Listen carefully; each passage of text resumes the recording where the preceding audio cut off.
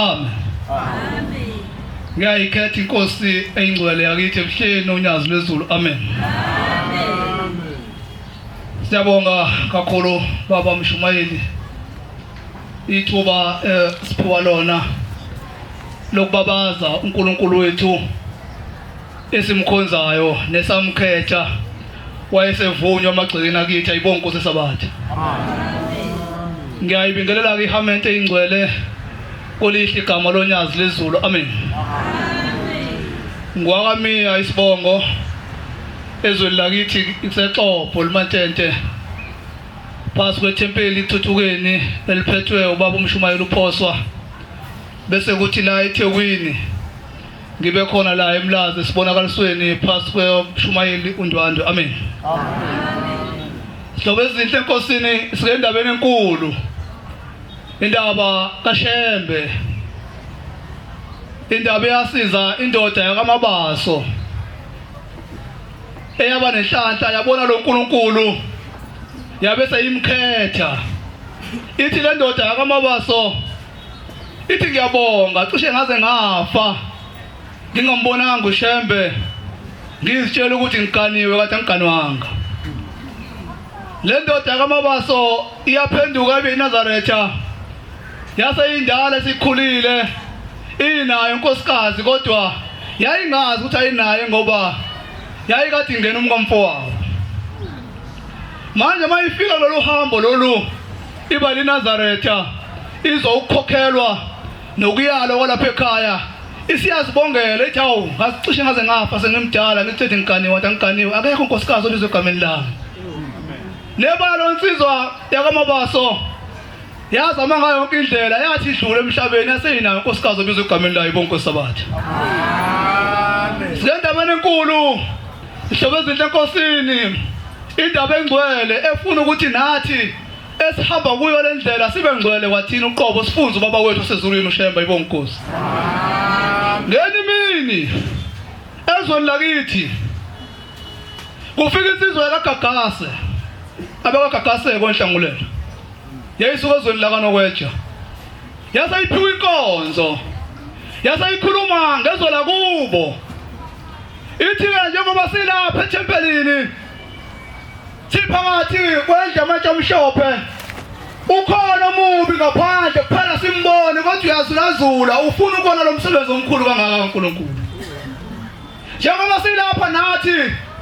emzini wengcwele sebamba ibambanani. Amen. Nalapho ukhona ngaphandle kuphela usola indlela kuzongena kanjani asedunge. Ithi ngalesizwe kaGagase ithi ngalila kwalila amathempeli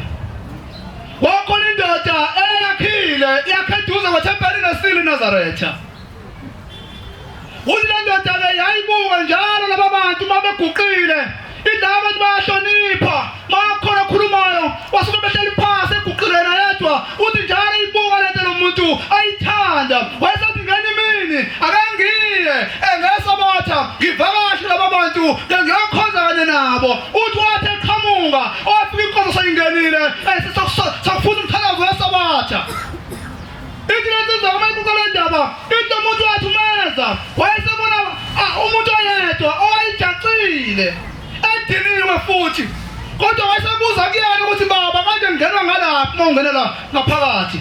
uthi lo muntu wamphendula ngesankahla wathi ukubona ngimi lapha nje mina ngikhatha abantu ukuthi bangena ngalapha uthi kodwa ngabantu abangaphakathi abagqoke ngubezi mhlophe wasuka yedwa wamhlangabeza wayesemkhombisisa ngifanele ngalo wayesefika emamngela wahlala phansi uNazaretha amnikeza uthando amnezihlabalelo kwasonto kakuhle kwathi bosokuphunywa ngaphandle kwahlala ndawonye amaZaretha nalensizwa wahlala kanye namaZaretha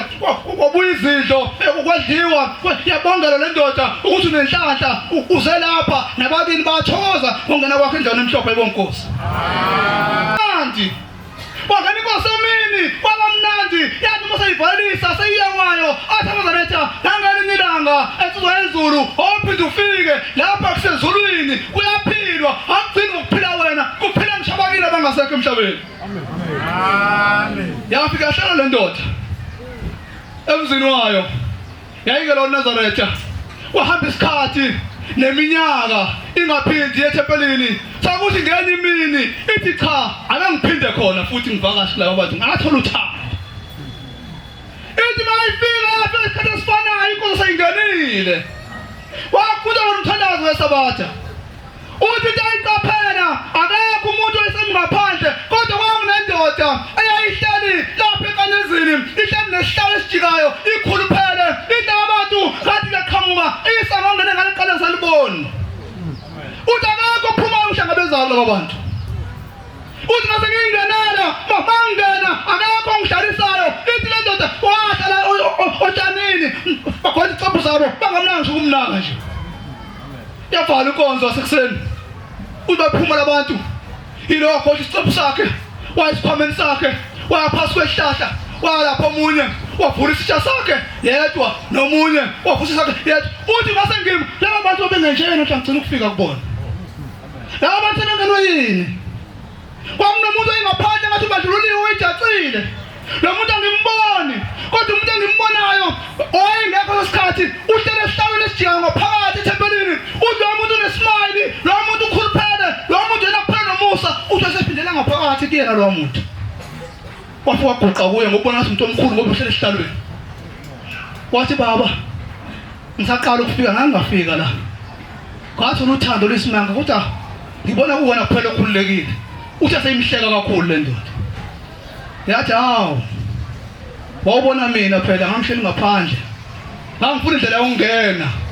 kwakungangeneki mina ngikhuluphali angenamo ngabe amanzi ezwana edla ndawonye ehleli ndawo uthi angenami ungangifuna ngamthole ngangena ngayo ubona benjena nje benziwe yimina ubona bengazwani nje benziwe yimina njengobona ngikhuluphele nje ingoba sengathola ngangena ngayo sengiphakathi uthi le ndoda yathuwa seyibhalisa lo baba yaseyiphuma yababuka labantu bonzaletha ukuthi hawa babona bangena usathane usephakathi kwakho hleli ngaphakathi tempelini wahamba ubuyela kwakhe njengoba selapha eNazaretha simakiwe usathane uma ngabe uMnazaretha uhamba nendlela kaShembe kumele kuba izikhathi ezimisiwe zokuthandaza ukukhulekela ukuthi uNkulunkulu akambathe akukhumbuze njalo izikhathi sena singagethi ngoba usathane uyalifuna Nazaretha ngasonke isikhathi ngoba le ndoda yangethempelini yalona tempeli indoda eyayingena Nazaretha yabona inhlahla yabona indaba enkulu kangaka incwadi ayibeyodwa bese ngihlala phansi Samuel 9:6 izoba yini kuphela sikadabane enkulu bazalo benkosi mawulapha ungayigqoki bemhlophe ufike endaweni ephelele awuvakashile uze uNkulunkulu impela ibonkosi amen sabona inhlanhla sabona indaba enkulu kaShembe futhi incwadi hlala phansi Samuel 9:6 Oyathanda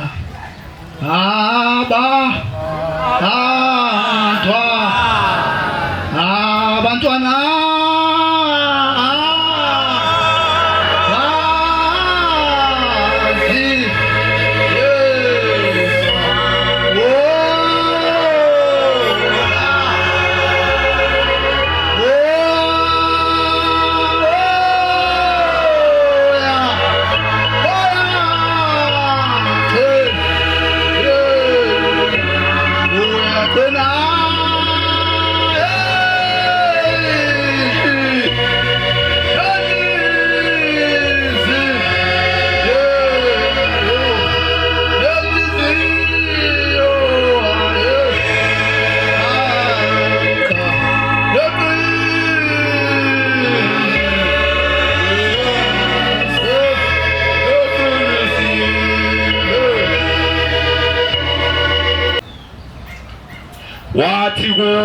wathi kuye bheka ukhona kulomuzi umuntu kaThixo wathi kuye bheka ukhona kulomuzi umuntu kaThixo njengoba sikhuluma ngomuzi ongcwele semhleni khona umuntu kaThixo lapho njengoba sikhuluma ngomuzi osesiphasishe khona umuntu kaThixo lapho